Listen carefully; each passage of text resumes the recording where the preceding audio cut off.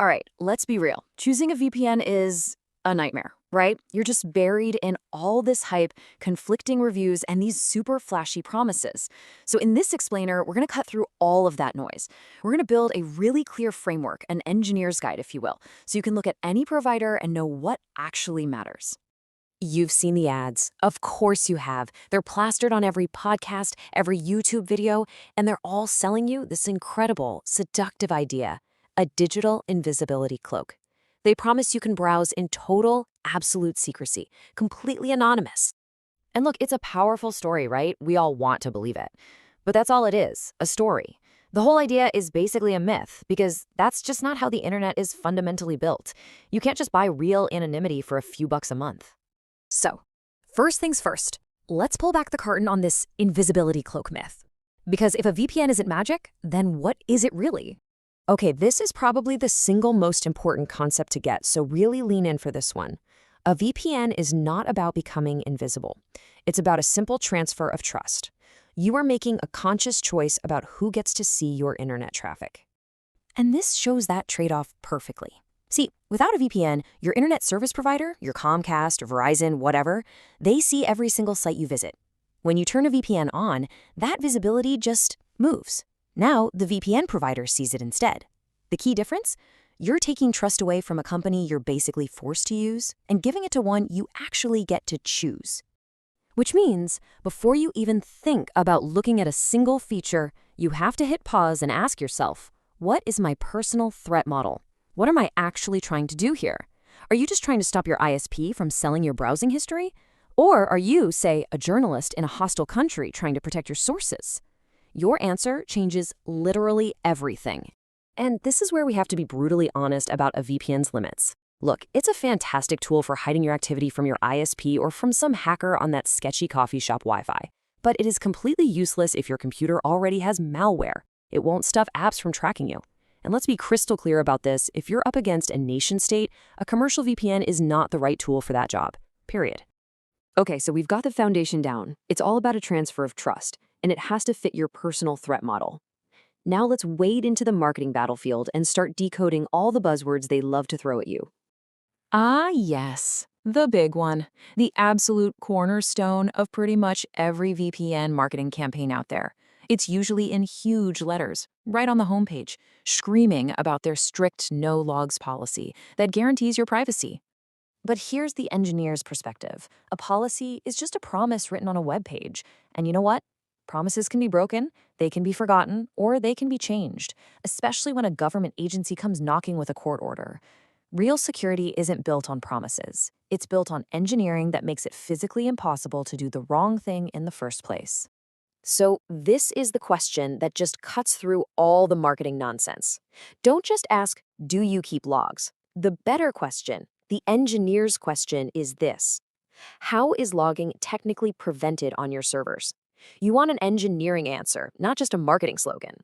And this is the kind of engineering answer you're looking for: RAM-only servers.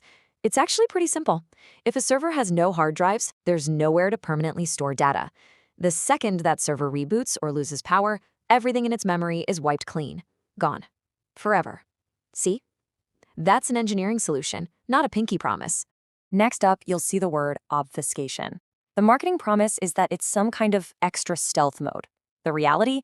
It's just camouflage. It disguises your VPN traffic to look like regular, boring web browsing.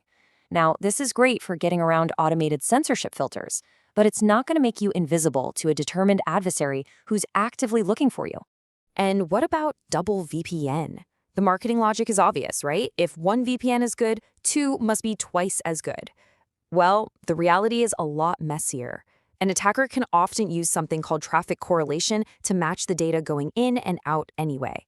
And one thing is absolutely guaranteed: it will make your internet connection slower. And that brings us to the endless debate about 14 eyes and jurisdiction. But honestly, it's mostly a distraction. Jurisdiction, the country the VPN is based in, that's all about who can legally ask for your data. The architecture, how it's actually built, is about whether that data exists at all. Now, which one do you think really matters more?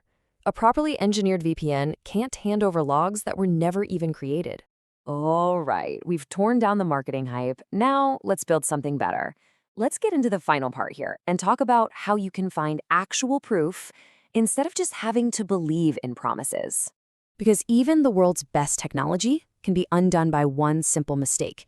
Just picture this. You do all your research, you find the perfect no-log, RAM-only VPN, and then you pay with your credit card. Boom. Just like that, your real name, your billing address, it's now permanently tied to that so-called anonymous account. So, what does a truly trustworthy provider look like? Well, they practice what I call radical transparency. They don't just ask you for your trust, they earn it with proof.